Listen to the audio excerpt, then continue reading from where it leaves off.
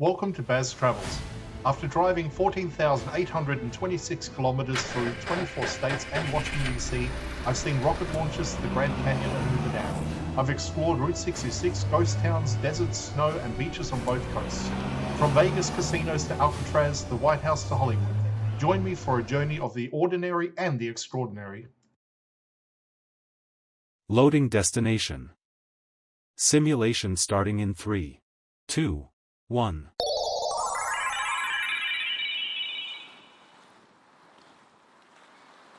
To look around, move your phone or tablet. Click and drag if on a computer or move your head if using a VR headset. Please like and subscribe. We are about to start a long walk along the edge of Lake Michigan, and this is where Chicago changes character because the city stops pushing outward and instead runs directly into a massive natural boundary that shapes how everything around it functions. It is cold and windy here, and that is not just a passing condition. It is a direct result of how air moves across this large open body of water without obstruction, then accelerates as it meets the city, which is why the lakefront often feels more exposed than areas further inland. That exposure matters because it influences how this entire edge is used, with open space acting as both a buffer and a corridor that allows movement along the lake, while protecting the city from being directly pressed against it.